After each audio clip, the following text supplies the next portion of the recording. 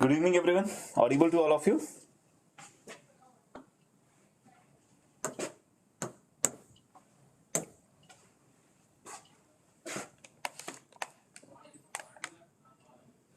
Okay. So in today's session, we'll be continuing with the foreign policy, है ना? So actually the purpose of doing this is, and that too in the beginning, है ना? Start में करने का purpose यही है that you will get a full analysis of what exactly happened in India since 1947. तो एक foreign policy का overview आ गया.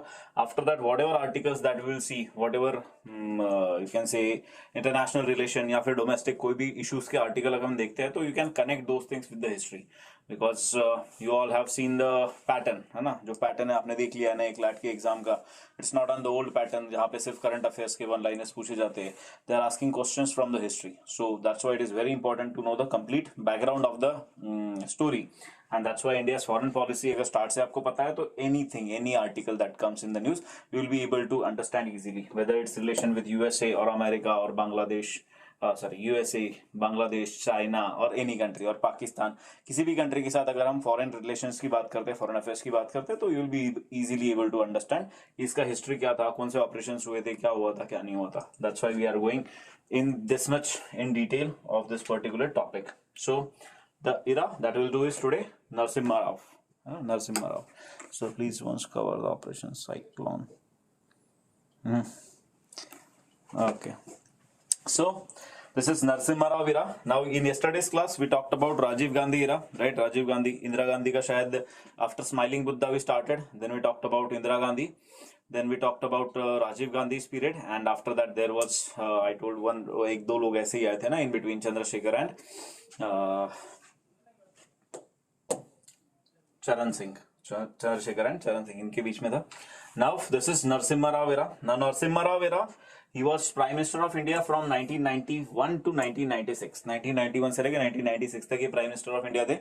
And this era mainly saw India's balance of payment crisis. That means India का है ना जो अकाउंट है वो खाली हो चुका था. We were not having money for our day-to-day needs. जो हमारा import of crude oil था 7 दिन से ज्यादा उसके रिजर्व खरीदने के पैसे हमारे पास नहीं थे. So there was balance of payment crisis that happened in India. Disintegration of USSR happened. That means one of the best friend है ना जो हमारा supporter था उसका disintegration हो चुका था. So they were also not able to support India that much, and that's why we have to see little shift from India's tilt towards USSR to we have seen a tilt towards USA. And secondly we've moved from socialism, थोड़ा सा socialist जो हमारा था उस socialism से we moved towards you can say LPG reforms, liberalization, privatization and globalization. LPG reforms की तरफ गए और you can say capitalism, from socialism to capitalism tilt was there in India's foreign policy in this particular period. And there was again one very important person and a very nice person that came was Manmohan Singh, जो India के foreign minister बने थे, sorry not foreign, finance minister, and he did a reform, LPG reforms की, and after that India saw rapid growth. India की growth काफी ज्यादा तेजी से होने लगी थी in this period. So this is the importance of this period. Now let's go in detail of this period. A period which is significant transformation of an economic front wherein India had faced a significant balance of payment crisis. This is called as BOP crisis, balance of payment. That means simply you can say दो account होते हैं इसमें, one is current account and second is capital account. Capital account में जो आपको पैसे capital या फिर लॉन्ग टर्म में रिटर्न देने होते हैं, करंट अकाउंट में एक साल में जो आपको पैसे रिटर्न देने होते हैं. सिंपली समझो, कभी ना कभी हमको इसके डिटेल में भी करेंगे ही करेंगे. So current account and capital account, इनका अगर क्राइसिस हो जाता है दैट मीन्स इंडिया में आने वाला पैसा और इंडिया की अर्निंग्स एंड इंडिया का एक्सपेंडिचर, इसका ये हिसाब होता है इंडिया का with respect to other countries. With respect to other countries whenever the word fiscal is used, fiscal का मतलब होता है हमारा डोमेस्टिक, हमारा सरकार का खर्चा, ठीक है, और सरकार की अर्निंग. बीओपी होता है बैलेंस ऑफ पेमेंट, मतलब हमारे देश का खर्चा और हमारे देश की earning with respect to other countries. तो यहाँ पे crisis was there, balance of payment crisis was there. इन दोनों को अगर ऐड कर दो तो इंडिया का expenditure was more and you can say India के सेविंग्स और India's availability of money with India was less, and we were not having money for give और इनपुट और इम्पोर्ट जो हमारे इम्पोर्ट होते हैं उसको सपोर्ट करने के लिए भी funding was not there. And that's why India decided, और इंडिया डिसाइडेड क्या, India have to take money from international organisation. इनसे हमको लोन लेना पड़ा. And in this time we took loan from IMF. और अब IMF से लोन लिया तो एट दैट टाइम हुआ ये कि USA ने इंडिया को अपनी साइड से थोड़ा टिल्ट कर लिया, उनको जो चीजें चाहिए थी वो उन्होंने मनवा ली. So it was a significant transformation of India's foreign policy, और you can say this India's economy when we had a balance of payment crisis which taken off by the sole super power USA. तो America ने हमको काफी help की थी और उन्होंने इसको काफी इंप्रूव किया था in the absence of a trusted friend Soviet union, because इनका डिसइंटीग्रेशन हो गया था तो ये हेल्प नहीं कर पाया, तो यूएसए ने की. बट यूएसए ऑफ कोर्स है ना, हेल्प करेगा, तो यूएसए इतने साल से हमारे रिलेशन अच्छे नहीं थे, तो USA did what, USA arm twisted the Narasimha Rao government तो accede to conditionalities. तो ये लोन मिला था, this loan was given with some conditionalities in return for loans and open up India's economy for various US businesses. तो इन्होंने of course इनका खुद का भी फायदा देखा था इसमें, लेकिन वो इंडिया के भी फायदे में आया. India was one of also forced to shelve its nuclear program under the pressure from America. तो हमारा न्यूक्लियर प्रोग्राम भी कॉम्प्रोमाइज करना पड़ा हमको. ये आपने देखा होगा दिस मूवी है ना, कौन सी थी, परमाणु मूवी में इंडिया ने एक बार न्यूक्लियर टेस्ट की बात की थी, लेकिन अमेरिका के प्रेशर की वजह से हमने उसको कैंसिल करना पड़ा, और फिर then we have done it very secretly. Rao inherited a bleak economic situation with India close to bankruptcy, बर्बाद हो रखे थे. In a most surprised many he brought in a career economist Manmohan Singh to serve as his finance minister. RBI governor भी रह चुके थे इससे पहले, ये है ना, 1982 के आसपास ही वाज आरबीआई गवर्नर आल्सो. तो इनको इन्होंने ले लिया as a finance minister, and it was a decisive period in India's move from a socialist style economy to a greater privatization engineered by Mr. Manmohan Singh, who was to go on to become a prime minister of India in later times, है ना, बाद में prime minister भी बने. In order to recover from the loss of the strategic partner USSR, India sought to build up a relationship with USA and US allies in the Southeast Asia like Singapore, Indonesia. इनके साथ भी हमारे relation improve होने लगे. In this pursuit, Narasimha Rao launched India's Look East policy. तो look east का मतलब क्या है, सपोज दिस इज इंडिया, तो इंडिया की ईस्ट में जो कंट्रीज है उनके साथ रिलेशन इंप्रूव करने के लिए we have look east policy. Remember this very well, it was launch by Narasimha Rao in the year 1992. We have look west policy as well, हमारे पास लुक वेस्ट पॉलिसी भी है. तो इंडिया के जो वेस्ट में कंट्रीज है उनकी तरफ जो हमें ध्यान देना है, that is called as look west policy. Look east policy focused on ASEAN, ASEAN country के ऊपर फोकस किया था, association of south east Asian nation, इनके साथ इंडिया की रिलेशनशिप इंप्रूव करने के लिए फोकस था. Tell me where is the head office of ASEAN and when was the ASEAN formed, कब बना था ये और इसका हेड ऑफिस कहां पे है, where is the head office of ASEAN. India became a dialogue partner with ASEAN in the year 1996 and a summit level partner in the year 2002. तो ये छोड़ दो, नॉट दैट इंपॉर्टेंट, बस आशियान के बारे में याद रखना है यहाँ पे. Then this is the evolution of the look east policy of India. Narasimha Rao gave his look east orientation India's external policy and divided into two phases. एक था 1993 से 2003 and second is 2003 से 2021 कह सकते हो, या अभी तक का फेज. ठीक है, तो this is after this there was coming up of HD Deve Gowda, लेकिन ये बहुत कम टाइम के लिए थे, 96 to 97 इतने टाइम के लिए ही थे. Then after that there was coming up of I.K. Gujral as well. Deve Gowda के टाइम पे भी एक फॉरेन मिनिस्टर थे इंडिया पे during the time of Deve Gowda, 97 to 98. Now he is important. इससे पहले देखते हैं आपने क्या लिखा है. Very good. ASEAN is Jakarta Indonesia. Jakarta Indonesia started in 1957. Right, बर्बाद sir. I think rapid growth of economy the government is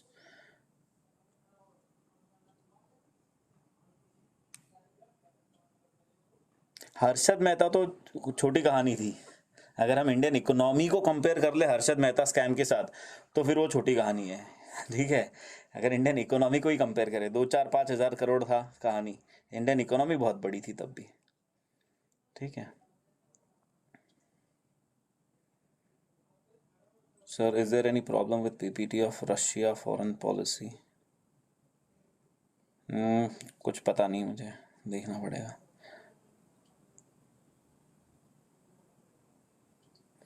yes Gaurang, this was the main purpose ना, कि आपका भी रिवीजन हो, आपके लिए सेशन बर्बाद ना हो जाए ना.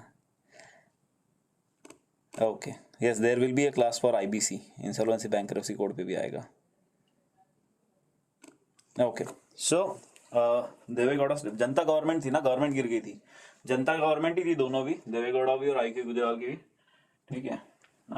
जनता या कोई कोलिशन था लेकिन सक्सेसफुल नहीं था वो। Then this was I K Gujral. Now I K Gujral, अगर हम इनकी बात करें देवेगौड़ा के time, I K Gujral served as the 12th Prime Minister of India from 1997 to 1998 and he is famous for a Gujral doctrine. India की फॉरेन पॉलिसी में काफी बड़ा रोल माना जाता है इस डॉक्ट्रिन का। गुजराल डॉक्ट्रिन पे इनका मेन फोकस था, इन्होंने ये आइडिया दी थी। And this Gujarat doctrine was given by him when he was India's foreign minister during Deve Gowda time, ठीक है। ये जब खुद प्राइम मिनिस्टर बने तब की नहीं थी ये। Gujral doctrine was set of 5 key principles to guide to conduct foreign relation with India's immediate neighbors। तो इन्होंने फोकस किस पे किया था? इंडिया के immediate neighbour, that is South Asia, South Asian countries, हमारे जो इमीडिएट नेबर्स है उनके साथ रिलेशन पे। The doctrine was created by Inder Kumar Gujral, I K Gujral, in the September 96 as a minister for external affairs under Deve Gowda government. तो ये किसके अंडर थे? देवेगौड़ा गवर्नमेंट के अंडर थे। देवेगौड़ा गवर्नमेंट के अंडर ये फॉरेन मिनिस्टर थे। These 5 principles of the Gujarat doctrine, क्या है इनके 5 principles?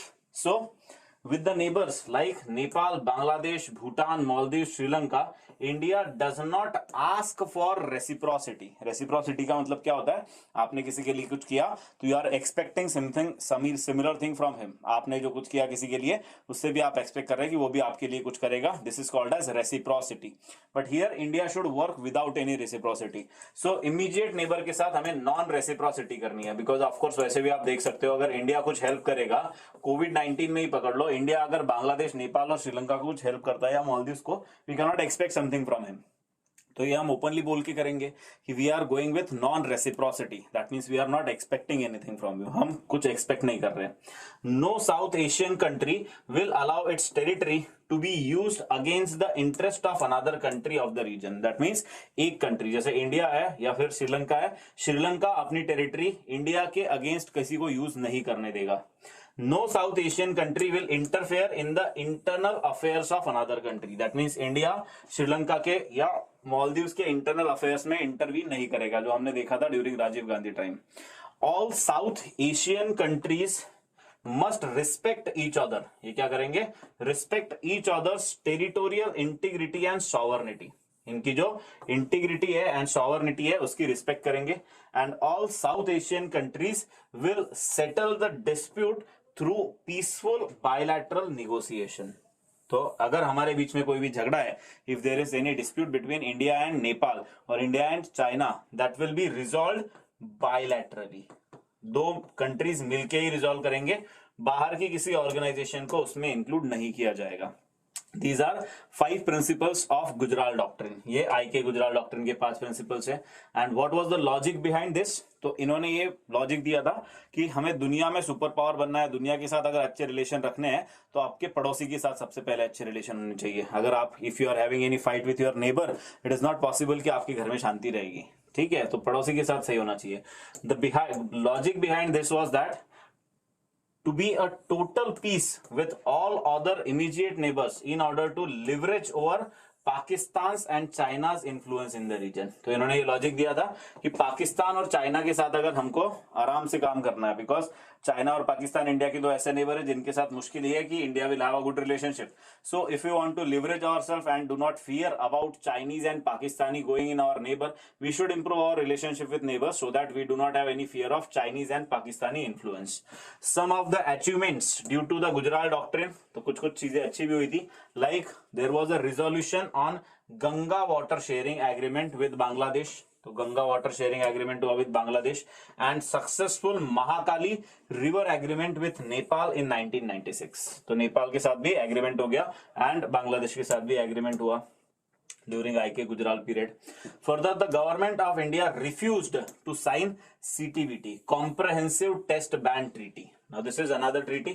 एक हमने देखी थी Non-Proliferation Treaty, right? India did not sign this Non-Proliferation Treaty last time we talked because it was discriminatory in nature. हमने कहा था कि ये क्या करता है, permanent 5 members of UNSC की मोनोपोली कर देता है in the field of nuclear power. Now we did not sign CTBT as well in the year 1996 at Geneva Conference. Remember this, at Geneva Conference we did not sign this, and this would have implication that would change the India's foreign policy of India as a whole. Nuclear powers had been pressurizing India, non-nuclear countries, to sign CTBT, but it was discriminatory. Now remember this, इसको हमने discriminatory क्यों बोला था? As its aim was to keep other countries from going nuclear while refusing any commitment on the part of nuclear power towards nuclear disarmament, not even within next 50 years. तो इसका भी problem यही था. ये क्या कहता था? जो कंट्री आज की डेट में नॉन न्यूक्लियर कंट्रीज है, they should go for disarmament, and there was no commitment from the countries which are already nuclear countries like permanent 5 countries. इनके साइड से कोई कमिटमेंट था ही नहीं. So India said कि again it's a problematic treaty, and that's why we did not sign this CTBT. And because of this, then there was a change in India's relationship with all the world countries, because CTBT India ने sign नहीं की. That means थोड़ा clear हो गया कि India फिर से कोई न्यूक्लियर टेस्ट करने का प्लान कर रहा है, या फिर कुछ दिमाग में चल रही है चीजें. एंड न्यूक्लियर कंट्रीज, और यू कैन से मेनली वेस्टर्न कंट्रीज, रशिया तो नहीं लेकिन western countries like USA, UK, France, इन्होंने इंडिया के ऊपर फिर से सस्पिशियस वे से देखना स्टार्ट कर दिया. ठीक है, okay. So then next is Vajpayee era. Vajpayee और मनमोहन सिंह दोनों कंप्लीट करना है. Janata and Congress and left. Right.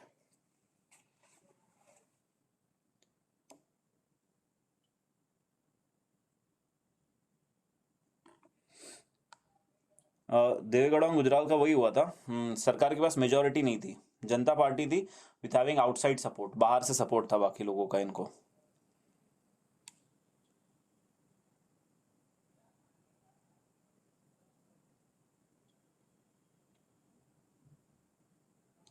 I have burning क्योंकि रैपिड, क्योंकि इंडिया की इकोनॉमी ओपन की थी. एलपीजी रिफॉर्म्स आपको समझाने पड़ेंगे फिर क्या हुआ था. Liberalisation, privatisation, globalisation. Now scenario was this कि क्यों इकोनॉमी ग्रो हुई. इसका रीजन ये था, India was a big market. India काफी बड़ा मार्केट था, and India already introduce to super computers. If you remember, हमने क्या किया था, कंप्यूटर्स को इंट्रोड्यूस कर दिया था. तो टेलीकम्युनिकेशन में वी वर ऑलरेडी एडवांस्ड. हमारे साइंटिस्ट ने परम 8000 दुनिया का सबसे उस टाइम का फास्टेस्ट कंप्यूटर बना दिया था. तो दुनिया को हमारे साइंस एंड टेक्नोलॉजी पे थोड़ा भरोसा हो गया था, and we were a big market as well, है ना, क्योंकि इनकी टेक्नोलॉजी खरीदेगा कौन, तो हमारे पास पॉपुलेशन काफी ज्यादा था. And this because India was already having science and technology related background, computer related background, third industrial revolution आने वाला था. So USA and other countries wanted a cheap labour, जो पढ़ा लिखा लेबर हो, और वो उनको मिला in the field of IT in India. तो उसकी वजह से इंडिया में इन सबने अपनी फैक्ट्रीज लगा दी. फैक्ट्रीज मतलब कंपनीज लगा दी. एसईजेड, स्पेशल इकोनॉमिक जोन बन गए, वहां पे इनकी कंपनीज आ गई. अलग अलग आईटी कंपनीज इंडिया में आके एस्टेब्लिश करने लगी, और फिर इंडिया उनको सर्विस प्रोवाइड करने लगा. And that was because India liberalise हो चुका था. That's why they were able to come in India. वो इसीलिए इंडिया में आ सकते थे. प्राइवेटाइजेशन हुआ, दैट मींस गवर्नमेंट ने बहुत से अपने एसेट्स बेच दिए, जिसकी वजह से उन्होंने इकोनॉमी को रन पे लाया. लोगों के पास पैसा आने लगा, इकोनॉमी ग्रो होने लगी, डिमांड इंक्रीज होने लगी, सप्लाई इंक्रीज होने लगा, मैन्युफैक्चरिंग बढ़ने लगी. तो ये पूरी साइकिल चली थी. ठीक है, उसका स्कैम वैम से इतना कुछ लेना देना है नहीं. थोड़ा बहुत ठीक है, कह सकते हो कोई डोमेस्टिक कंपनीज वगैरह इनका ग्रोथ हुआ रहेगा, लेकिन मेनली बाहर वाली कंट्रीज की वजह से हुआ था. ठीक है,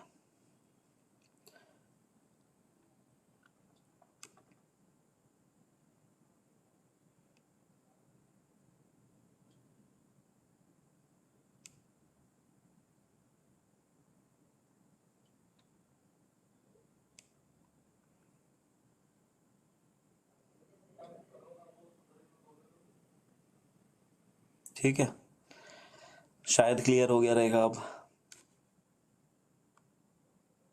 या काइंड ऑफ पंचिल के अराउंड ही अपन चलते हैं वैसे भी तनीमा.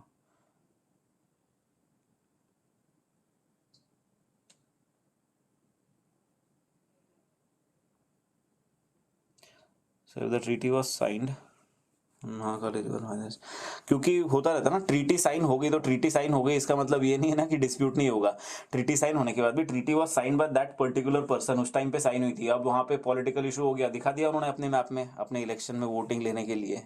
ठीक है, तो ट्रीटी वीटी साइन होती है, लेकिन बाद में भी इशू होते रहते हैं. ठीक है, ओके, चलो देन.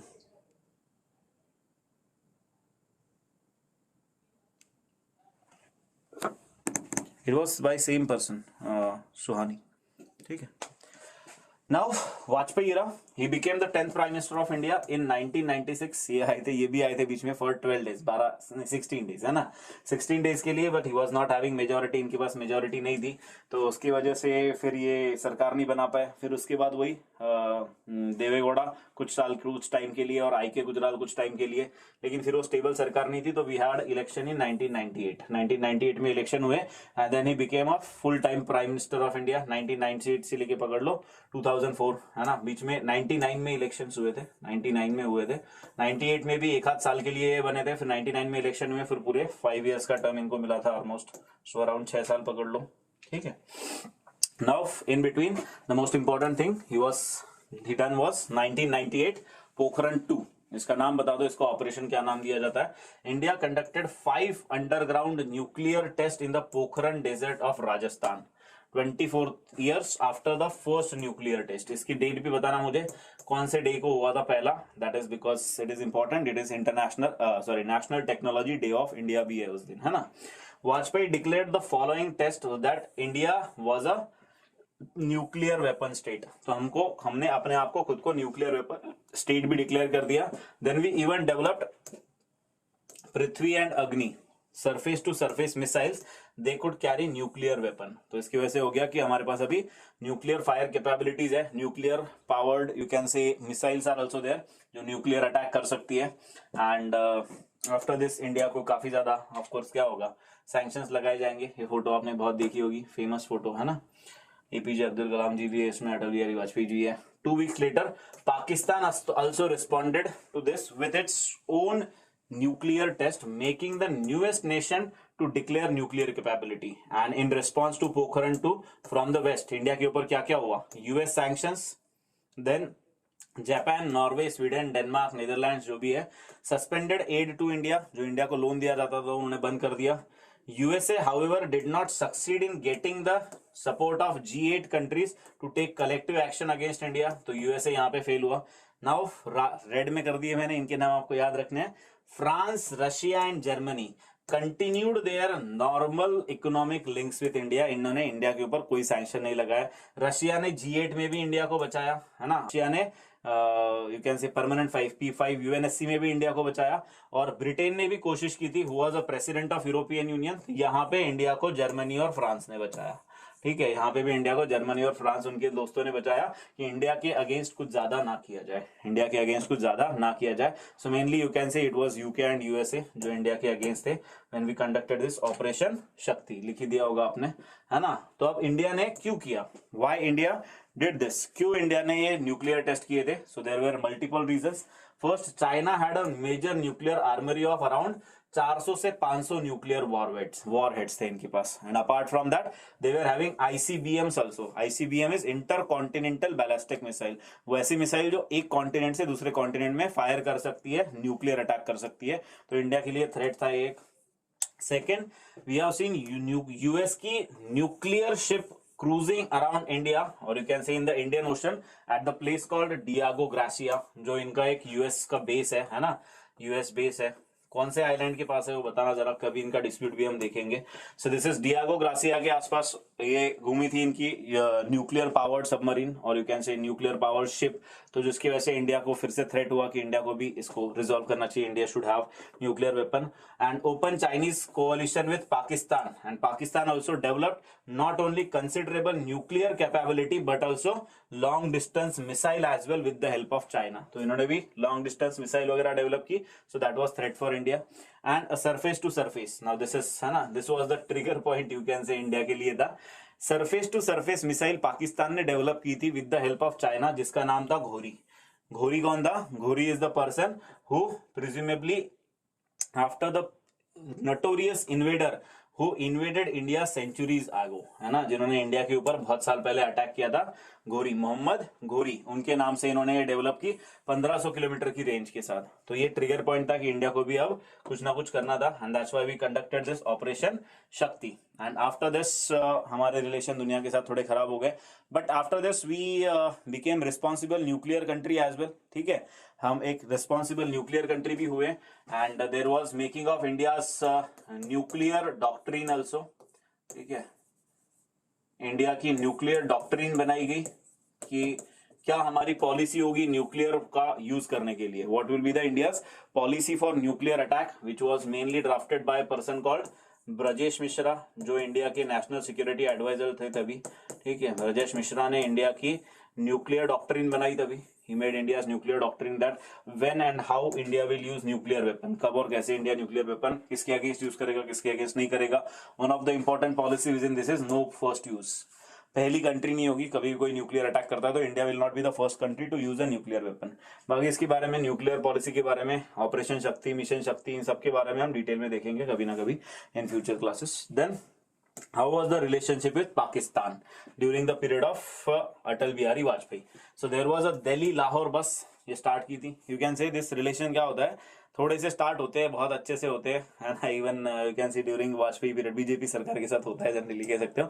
रिलेशन इनिशियली अच्छे स्टार्ट होते हैं, लाइक ये सर्विस हो गई, फिर उसके बाद हमारे कनेक्शन भी अच्छे बढ़ गए, लेकिन उसके बाद हुआ ये कि 1999 में Kargil war.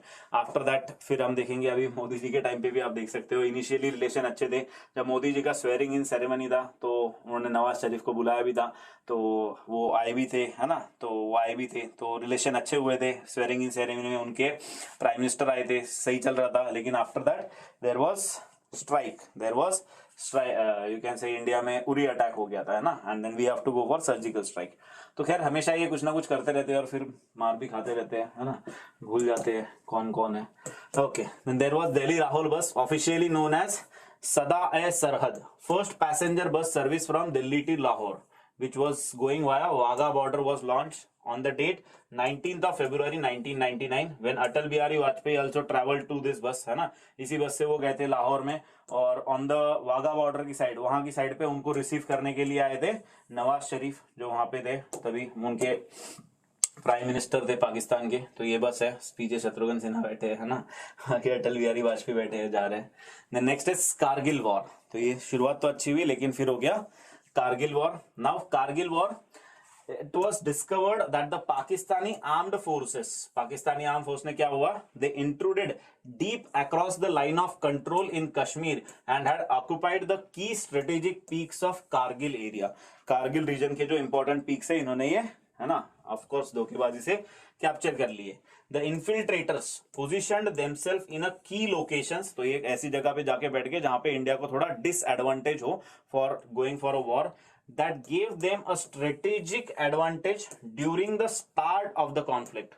Indian army was able to ascertain the points of incursion and launch Operation Vijay and mobilized around 2 lakh troops around the border। 2 lakh troops around हमने मोबिलाइज किए under operation Vijay. Indian air force also launch operation Safed Sagar. Indian air force का भी याद रखना, इन्होंने किया था operation Safed Sagar to support our, you can say, Indian army. And Indian navy also launch operation Talwar. Operation Talwar launch किया, and Pakistani port, mainly Karachi port को इन्होंने होल्ड करके रखना था कि वहां से कुछ ना कर पाएंगे, है ना। दैट्स व्हाई ऑपरेशन तलवार वाज लॉन्च।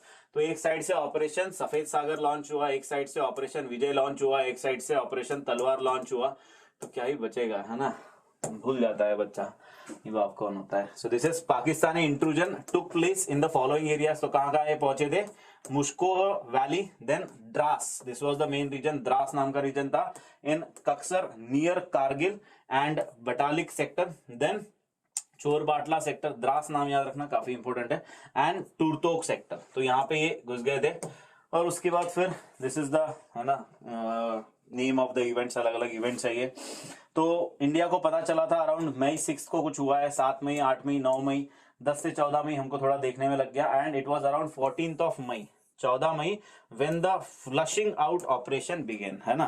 तो जो गंदगी घुस गई थी हमारे देश में, उसको फ्लश आउट करने के लिए ऑपरेशन स्टार्ट हुआ ऑन 14th ऑफ मई। 14 मई को इस गंदगी को हटाने का ऑपरेशन स्टार्ट किया गया, and the Indian army launch final attacks in the last week of July, coordinated with the relentless attack by Indian Air Force, Indian Army and Indian Navy by the day and night attack हुआ था इनके ऊपर totally successful Operation Safed Sagar. As soon as the Dras subsector had been cleared, the Pakistani forces fighting ceased on 26th of July 1999. तो पिट के वापस चले गए ये.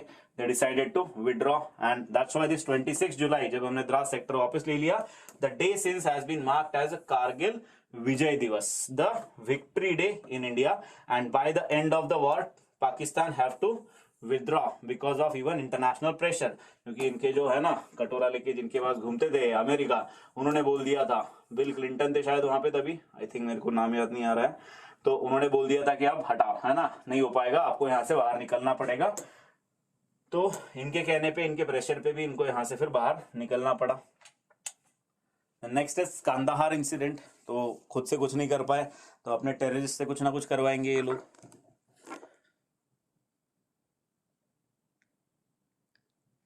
Okay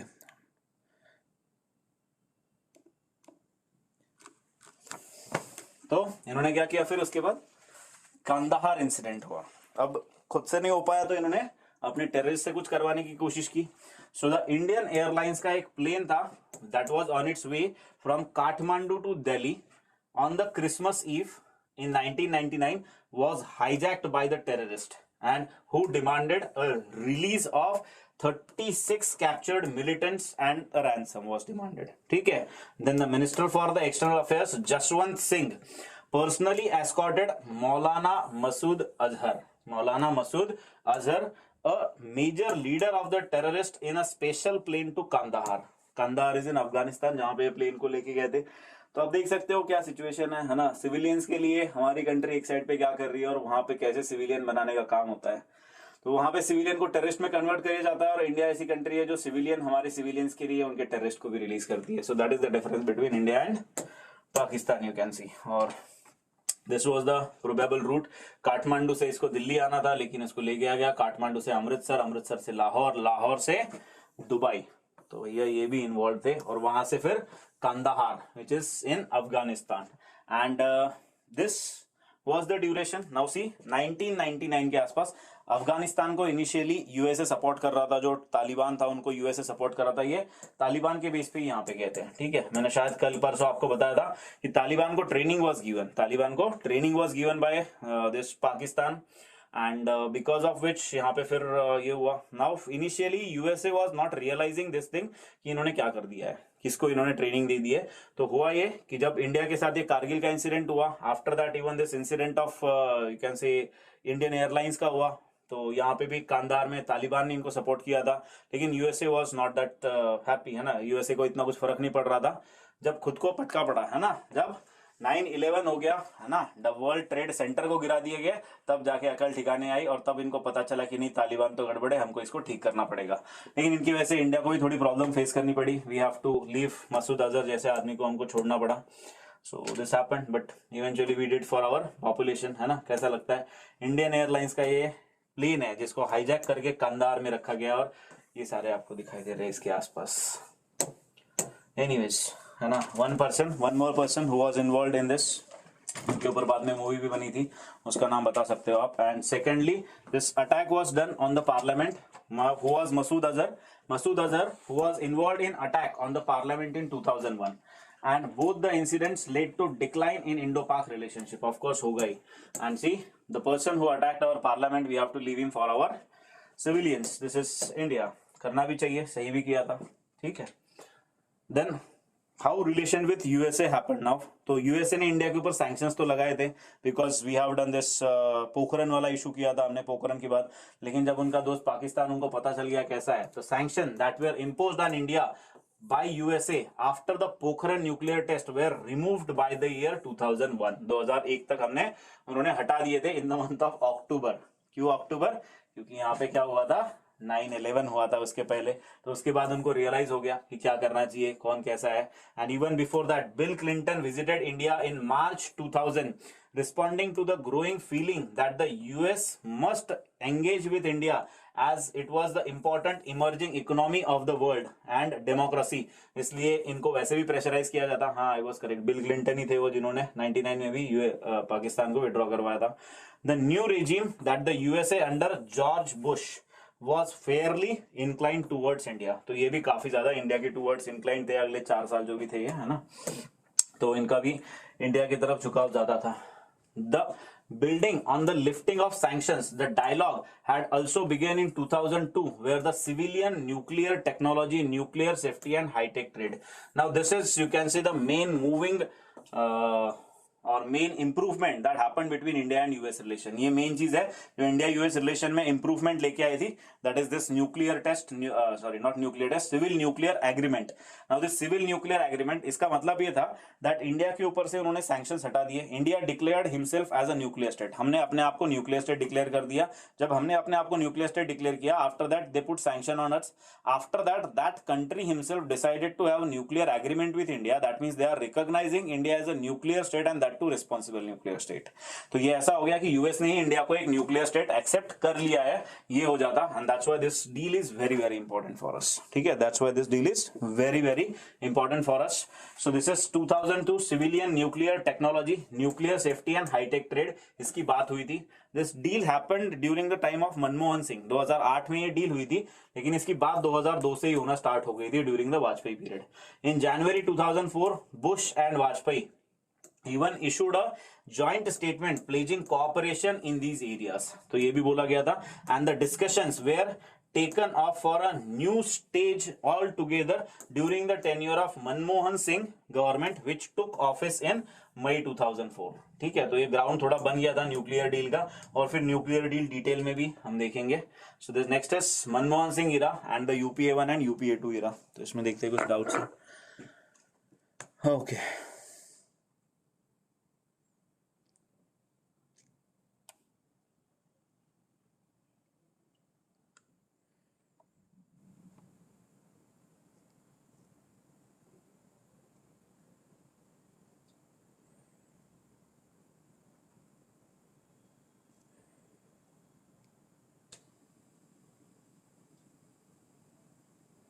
yes there was negotiation Vijayant. Negotiation के बाद ही तो हमने छोड़ा था और हमारे लोग भी वापस आए थे. कंट्रोल करता हूँ, है ना.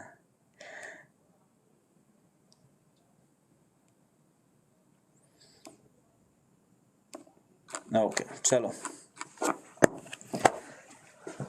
Nuclear was adopted during the time of yes it was adopted. जो साइन हुआ था राधिका, ये जो न्यूक्लियर डील साइन हुई थी, it was in 2008 में हुई थी, लेकिन इसका इनिशिएशन यू कैन से थोड़ा बहुत 2002-2004 में हो चुका था. ठीक है.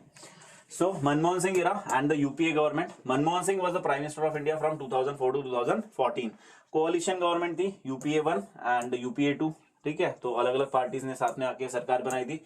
वैसे तो UPA 1 was having clear majority, लेकिन फिर भी उन्होंने कोalition रखा था, तो यूपीए 2 में उनको फायदा हुआ. जब उनके पास क्लियर मेजोरिटी नहीं थी तो उनको सपोर्ट मिल गया. ठीक है. सो वैसे यूपीए 1 में कांग्रेस वाज हैविंग 335 सीट्स, तो आराम से सरकार बना सकते थे, but with the help of SP BSP उन्होंने साथ रखा सबको. And 2009 they were only having 262 seats, तो यहाँ पे इनको जरूरत पड़ी, तो उन्होंने एसपी बीएसपी इन सबका इनका साथ दिया, और एक यू कैन से स्टेबल गवर्नमेंट थी उस टाइम भी इंडिया में. Building on the lifting of the sanctions, a dialogue had begun during 2002 on civil and nuclear technology. अच्छा, पीछे चला गया है ना गलती से, वही मैं सोचा कुछ तो गड़बड़ हो गई है. Manmohan Singh previously had held following position. तो देखो कितने है ना पढ़े लिखे इंसान थे काफी ज्यादा, और बहुत इंपॉर्टेंट पोस्ट वैसे ही होल्ड कर चुके थे. Like he was chief economic adviser of India and finance ministry थी इंडिया की इनके पास. फाइनेंस सेक्रेटरी भी थे, गवर्नर ऑफ आरबीआई भी थे, head of the planning commission भी रह चुके हैं, फाइनेंस मिनिस्टर भी रह चुके हैं, एंड लीडर ऑफ अपोजिशन बाद में, है ना, जब प्राइम मिनिस्टर नहीं थे तो लीडर ऑफ अपोजिशन के पहले, प्राइम मिनिस्टर के पहले लीडर ऑफ अपोजिशन थे 98 से 2004 तक, और फिर बाद में बन गई है इंडिया के prime minister for the 2 terms. Now what are the major events during the Manmohan Singh period? First and the most important thing is nuclear deal between India and USA. सबसे important चीज थी है India US nuclear deal was initiated in 2005. The 2005 deal between George W. Bush and हमारे जो prime minister थे. The civil nuclear agreement is also called as 123 agreement. ठीक है, तो याद रखना इसको 123 एग्रीमेंट भी बोला जाता है. It is also called as 123 agreement. The landmark agreement saw an implicit recognition for the first time of India as a nuclear weapons power. तो इंडिया को रिकॉग्निशन मिला दुनिया में as a nuclear weapon state. ठीक है, it was recognized. Now highlights क्या थे इसके? सो highlight the main important thing in this was both the countries talked about non proliferation. that means कोई भी कंट्री जो है वो अपना न्यूक्लियर वेपन इंक्रीज नहीं करेगी और वेपन ऑफ मास डिस्ट्रक्शन नहीं बनाएगी. Then even though India did not officially join NPT, हमने पढ़ा इसके बारे में, आपको आइडिया है what is NPT. India did not join NPT through this agreement, but through this 123 agreement it was afforded the same benefits and advantages as other leading nuclear powers like United States. तो हुआ क्या? Because of course permanent 5 में अगर देखोगे तो India को oppose करने वाला है कौन? अमेरिका था एक टाइम पे और यू कैन से चाइना. अब अमेरिका भी इंडिया के साइड आ गया, तो बाकी चाइना छोड़ के बाकी all the world countries, whether it is Russia और रशियन अलाइज और यूके और यूएसए और यूएस अलाइज, सारे की सारे इंडिया को फेवर करेंगे. तो अकेला चाइना थोड़ी ना बैठा है जो हमको न्यूक्लियर वेपन या न्यूक्लियर मटेरियल दे पाएगा. So this recognition of India by USA helped India a lot to improve relationship with countries like. इसके बाद व्हेन वी हैड यूएस के साथ न्यूक्लियर डील, आफ्टर दैट हमारी जापान के साथ भी न्यूक्लियर एग्रीमेंट हो गया, ऑस्ट्रेलिया के साथ भी न्यूक्लियर एग्रीमेंट हो गया. So this improved our relationship with all the countries. सब कंट्रीज के साथ रिलेशन इंप्रूव हो गए, इंडिया को बहुत बेनिफिट्स मिलने लगे even without signing NPT. This is very important, हमने एनपीटी साइन की भी नहीं थी. ठीक है, India would place this civilian nuclear facility. Now what was the condition under the deal? बोला था कि न्यूक्लियर प्रोलिफरेशन नहीं करेंगे, न्यूक्लियर वेपन नहीं बनाएंगे. ठीक है. Secondly we will allow IAEA, international atomic energy agency. IAEA हमने पढ़ा इसके बारे में ईरान के टाइम. IAEA को हम अलाउ करेंगे to come in India and inspect our civil nuclear facilities. तो हमारी जितने भी न्यूक्लियर एनर्जी के पावर प्लांट्स है उसको विजिट करेंगे. After 2 years, with more negotiation followed by approval from IAEA, India got waiver from NSG. Nuclear supplier group, ये दुनिया का सबसे बड़ा और you can say very important group है regarding nuclear trade. Nuclear arsenal या फिर न्यूक्लियर का जो फिसाइल मटेरियल होता है, न्यूक्लियर यूरेनियम वगैरह होता है, इसका ट्रेड अगर दो कंट्री के बीच में होता है उसको एनएसजी काफी इंपॉर्टेंट होता है for that purpose. So NSG के बारे में हम देखेंगे न्यूक्लियर डॉक्ट्रिन के time. So NSG and the US Congress and India and US signed a agreement on 10th of October 2008 with India represented by Pranab Mukherjee. तो इन सब के बीच में एग्रीमेंट साइन हुआ और इंडिया को वेवर भी मिला. ठीक है, इंडिया को वेवर भी मिला. India is not a member of NSG. NSG का मेन पर्पस ये होता है न्यूक्लियर सप्लायर ग्रुप का, to allow the countries who are, इसका पर्पस ये था एक्चुअली, एनएसजी बनाया इसलिए गया था when India conducted our first nuclear test. हमने जब स्माइलिंग बुद्धा किया था, है ना, इंदिरा गांधी के टाइम पे. At that time after smiling Buddha the purpose of NSG was this कि स्माइलिंग बुद्धा के बाद इंडिया ने क्या किया था, what we done in smiling Buddha, we have converted a technology that is used for nuclear energy into nuclear weapon. तो हमने reverse engineering, है ना, तो जुगाड़ लगाया था हमने और न्यूक्लियर एनर्जी की टेक्नोलॉजी को न्यूक्लियर वेपन में कन्वर्ट कर दिया था. So to stop this in future, ऐसा फ्यूचर में नहीं होना चाहिए, इसलिए NSG was there.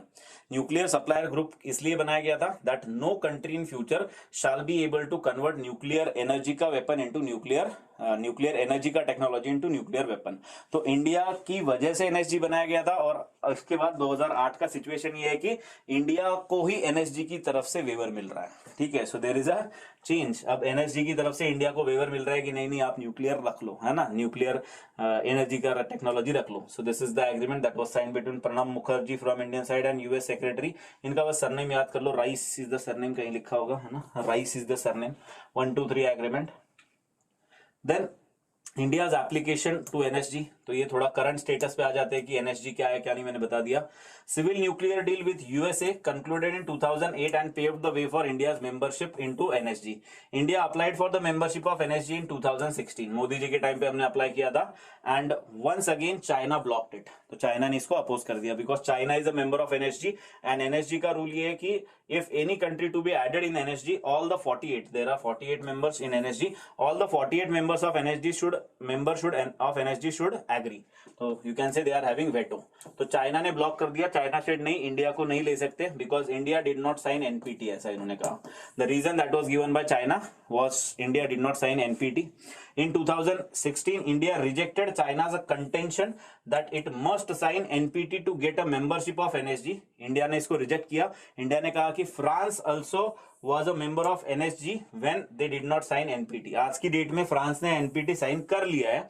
Today France have signed NPT, but when France became a member of NSG, they were not a member of NPT. They were not a member of NPT. Still they were included. तो India को आप NPT sign नहीं किया इसलिए नहीं ले रहे हो. This is not a correct logic. ये कोई सही लॉजिक नहीं है. China has opposing India's entry into a 48-member NSG group because India did not sign NPT, and altogether the permanent 5 members except China, अगर हम देखें Russia, USA, France, UK, all the members have accepted. सबने कहा है कि ठीक है India को NPT साइन करने की जरूरत नहीं है. We can make India a member of NSG, but only because of our beloved friend China we are not member of NSG. लेकिन इसके अलावा चलो एनएसजी के मेंबर नहीं बन पाए क्योंकि वहां पे चाइना था और चाइना ने वेटो लगा दिया. लेकिन देयर आर अदर ऑर्गेनाइजेशन जिसके हम मेंबर बन चुके हैं. Consequences of the civil nuclear deal. India is now a member of other organization like MTCR 2016 missile technology control regime. तो ये मिसाइल रिलेटेड है. डिटेल्स बताऊंगा जब आपको न्यूक्लियर के बारे में पढ़ाया जाएगा इन योर क्लासेस, आपकी क्लासेस में तब बताया जाएगा. Then second 2017 Wassenaar agreement and 2018 Australia group. All three are related to nuclear trade. Nuclear technology और न्यूक्लियर मटेरियल के ट्रेड से रिलेटेड है. ठीक है, तो न्यूक्लियर ट्रेड रिलेटेड ग्रुप्स है. 4 ग्रुप्स है. 4 groups are there. MTCR, Wassenaar agreement and Australia group. All three में India is a member. There is only one group that is NSG in which India is not a member because NSG में China है. NSG में China है. इन 3 में China नहीं था. ठीक है, These 3 do not have China. तो इंडिया आराम से इसका मेंबर बन गया. NSG का नहीं बन पाया क्योंकि NSG में चाइना है तो जो इंडिया को आने नहीं देता. Now during Manmohan Singh, what was the relation of India with other countries? So majorly our relationship during Manmohan Singh increased with the developing countries because developing or you can say economic emerging countries जो थी ना, emerging countries और new economies like Brazil हो गया, south Africa हो गया, इनके साथ इंडिया के रिलेशन काफी इंप्रूव हुए थे because we were on the same ground. सबका around same ground same area था जिसपे हम ग्रो कर रहे थे. So Singh carry forward the momentum which was established by Brasilia Declaration in 2003 where IBSA dialogue was created. तो Brasilia Declaration से IBSA dialogue start हुआ था. IBSA is India, Brazil and South Africa. ठीक है, तो इनके साथ मेजरली इंडिया के रिलेशन इन्होंने इंप्रूव किए थे. In 2008, in April 2008, India hosted India Africa Summit as well, जहां पे 15 अफ्रीकन कंट्रीज ने पार्टिसिपेट किया था. Majorly India's relationship with Brazil and South Africa improved a lot. Even BRICS का भी बाद में क्रिएशन होता. Brazil, Russia, India, China and South Africa. तो इसमें भी इंडिया का काफी मेजर रोल था. अगर पाकिस्तान के साथ बात करें तो यस वी कैन से कि पाकिस्तान के साथ हमारा कोई मेजर वॉर नहीं हुआ. Conventional war like Kargil was not there. ठीक है, but the relations were stagnated only. Kashmir and broader peace, Kashmir issue पे कोई रिजोल्यूशन नहीं आया बट 2008 में इन्होंने अटैक भी किए थे. तो ये हरकतें तो सुधरनी है नहीं. 2008 Mumbai attack and the ensuing evidence that the attackers were backed by the Pakistani military and intelligence establishment dashed any attempt at a peace between the two countries as well. The Pakistani men associated with the terror group were mainly from Lashkar-e-Taiba stormed in the buildings in Mumbai killing 164 people in the 2008. India ने कौन सा operation launch किया था, इसके बाद नाम बताता हूँ मुझे उसका. इंडिया ने कौन सा ऑपरेशन लॉन्च किया था आफ्टर 2008, उसका नाम बताओ. The 9 of the gunmen were killed during the attack. एक को पकड़ लिया था, पता है सबको, अजमल कसा, जिनको 2012 में फांसी दे दी थी. एंड Hafiz Mohammad Saeed, he was the main mastermind कहा गया था behind this attack. Leader of the group associated with Lashkar-e-Taiba. इनको हाउस अरेस्ट में रखा गया था बाय पाकिस्तान, है ना. तो क्या ही हाउस अरेस्ट होगा, 5 स्टार हाउस अरेस्ट होगा इनका वहां पे. So these are the areas जहां पे अटैक हुआ था. कामा हॉस्पिटल, ओबेरॉय ट्राइडेंट, है ना, this CST Chhatrapati Shivaji terminal, then Taj Mahal hotel, Leopold cafe and Mumbai Chabad house. These are the areas जहां पे अटैक हुआ था. देन इंडिया बांग्लादेश की अगर बात करते हैं, नाम बता रहे हो आप लोग, बता दो.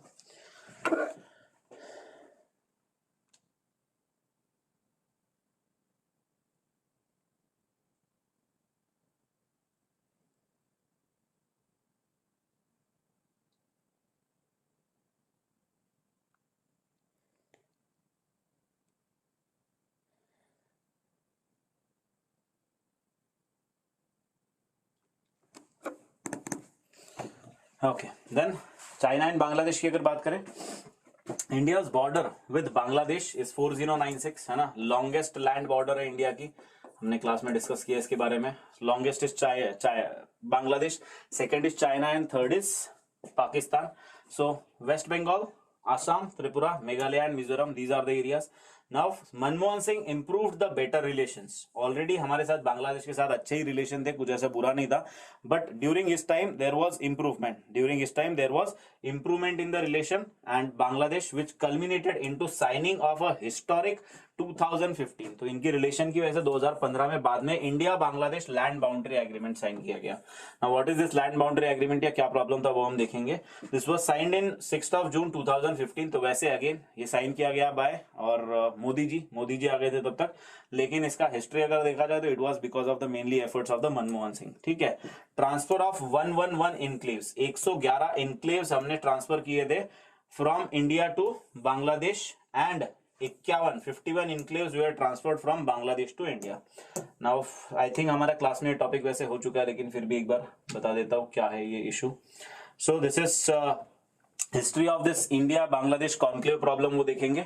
तो before independence of India and you can से ब्रिटिश इंडिया जब था तब बांग्लादेश नहीं एग्जिस्ट करता था, देयर वाज ईस्ट पाकिस्तान है ना, वहां पे ईस्ट पाकिस्तान था। सो सपोज ये पूरा दिस रीजन ऑफ बांग्लादेश है, तो यहाँ पे दो राजा हुआ करते थे, यहाँ पे थे कुछ बिहार के राजा पकड़ लो, और यहाँ पे दूसरे थे कोई एक king, and this reason was completely British India. लेकिन यहाँ पे एक प्रोविंस थी और यहाँ पे एक princely state, not province, princely state हुआ करती थी।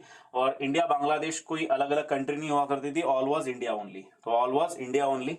सो popular belief suggest that the chits और enclaves were created when the Maharaja of Cooch Behar के महाराजा जो वेस्ट बंगाल में है, and the faujdar of Rangpur, तो यहाँ पे रंगपुर वाले हैं, इन दोनों ने चेस खेला था।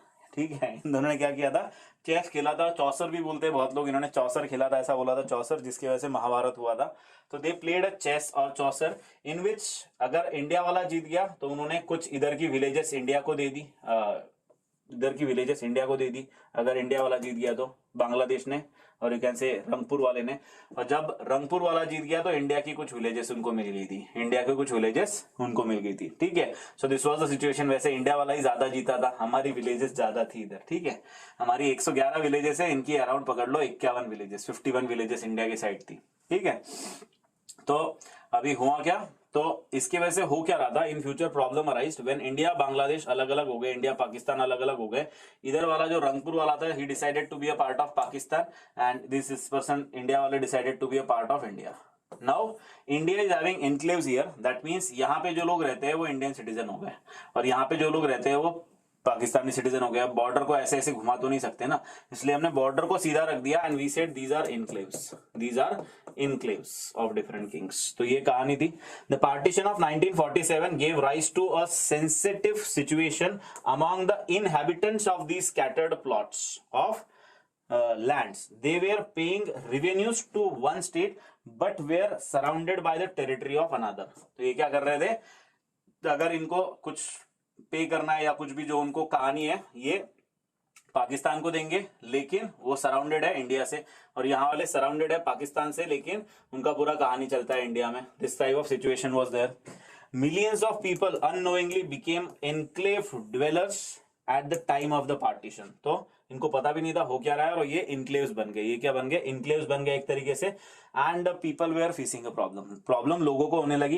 दे were not getting the benefits of government schemes. जो अगर बांग्लादेश की साइड है और इंडिया का पर्सन है तो उसको बोला जाएगा कि भैया बांग्लादेश का कार्ड दिखाओ, तब जाके बांग्लादेशी गवर्नमेंट स्कीम का फायदा मिलेगा। और कोई इंडिया की साइड है जो बांग्लादेश का सिटीजन है तो उसको बोल दिया जाएगा इंडिया का कार्ड दिखाओ तभी आपको फायदा मिलेगा। This resulted in creation of a enclaves that belonged to Kuch Bihar but were surrounded by East Pakistan and subsequently became Indian territory. Correspondingly, enclaves belonging to Rangpur Zamindar but surrounded by Kuch Bihar became Pakistan की territory. तो ये एक दूसरे के area में घुस गए। And to resolve this issue, ये हमने साइन किया, ये सीधा बोल दिया हमने इधर वाले जितने भी इनक्लेव्स है वो आप रख लो, ये हमने दे दिए बांग्लादेश को। इधर वाले जितने भी इनक्लेव्स है वो हमने ले लिए, इंडिया ने ले लिए। ठीक है, ये हमने इंडिया ने ले लिए। तो India gave more enclaves actually, but still that's okay.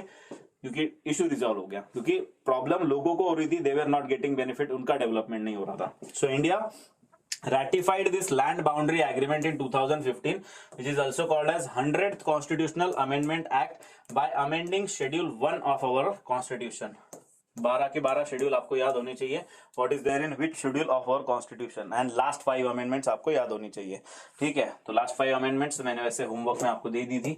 अब 12 शेड्यूल आज के इसमें याद रख लो कि 12 शेड्यूल, 12 के 12 आपको याद रखना है कि विच शेड्यूल इंक्लूड्स व्हाट.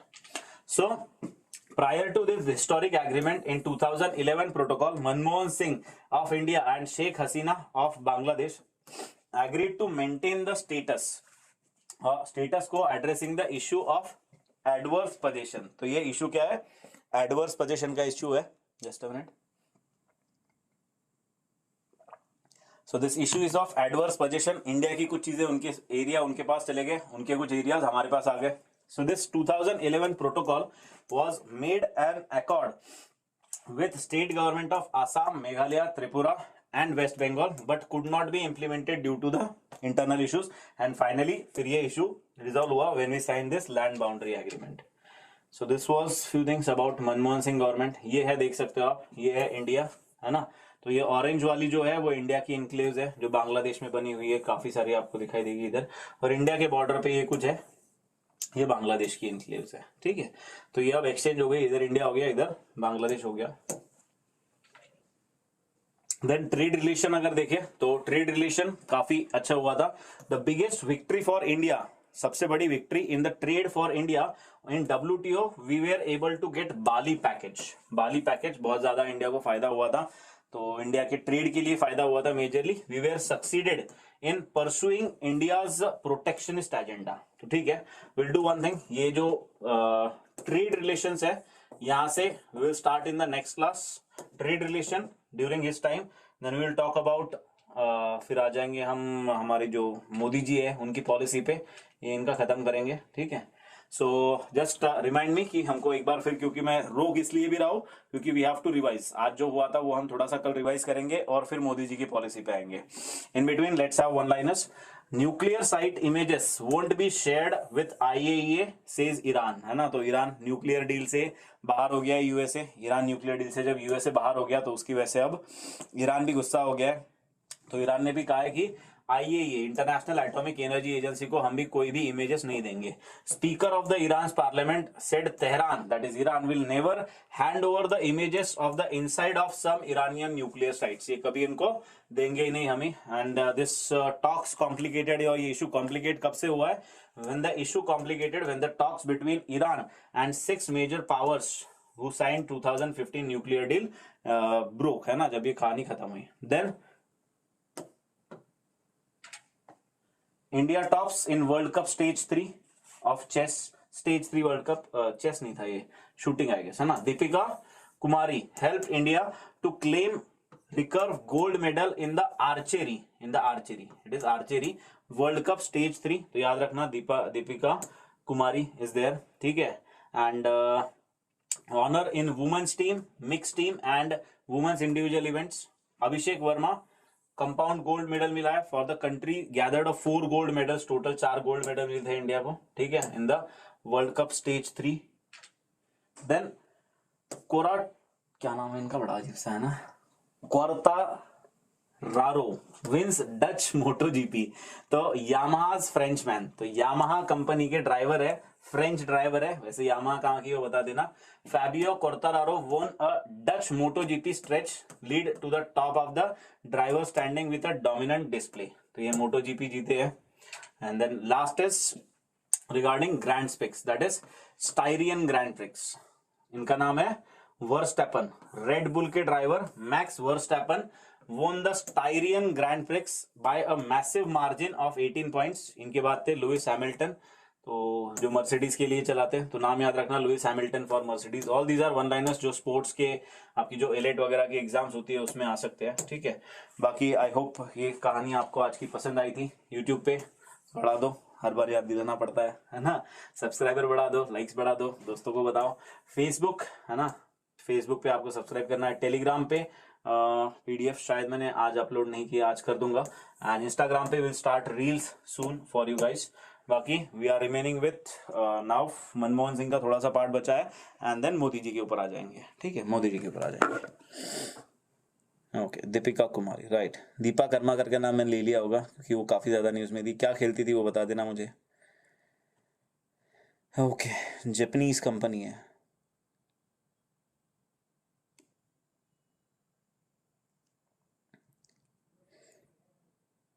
चलो ठीक है, so this was it regarding today's session.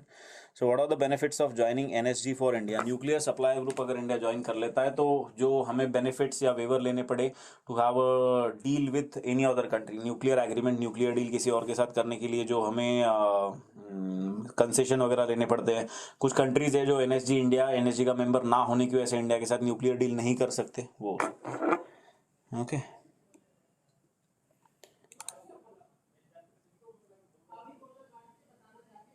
आएगी आएगी। रील्स एक्चुअली वो होती है ना, छोटी छोटी चीज़ें होती है उसमें, लाइक एक एक मिनट की होती है वो रील्स, तो उसमें से आपको मेजरली वो चीज़ें बताई जाती है जो वन लाइनर्स होते हैं जो आपको याद रखने हैं, लाइक इंपॉर्टेंट बॉर्डर पॉइंट्स है, कोई वन लाइनर्स और भी है, कोई अपॉइंटमेंट्स है, वो चीज़ें बताई जाती हैं। ठीक है, वेरी गुड, जिमनास्टिक्स।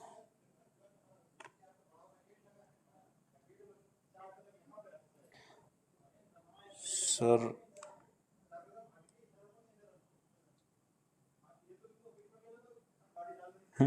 ऋतिक कुछ याद दिला रहे हैं सब लोग को। सर ये पीपीटी अलग है, please send it Narendra Modi वाली तो द नेक्स्ट क्लास। हाँ हाँ ठीक है, यस, आज की पीपीटी भी अपलोड हो जाएगी। संचारी क्या पूछ रहे हो?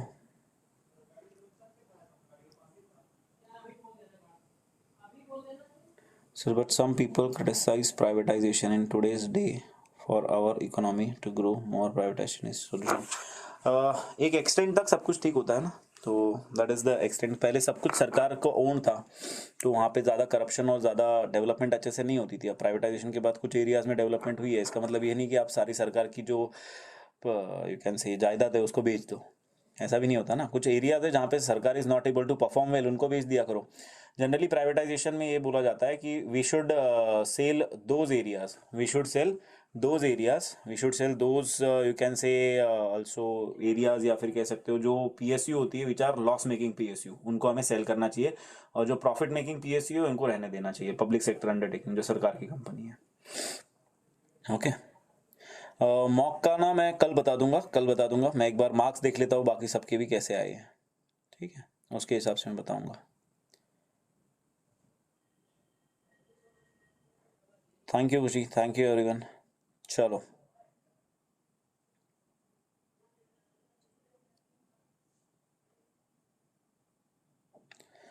Thank you, bye bye.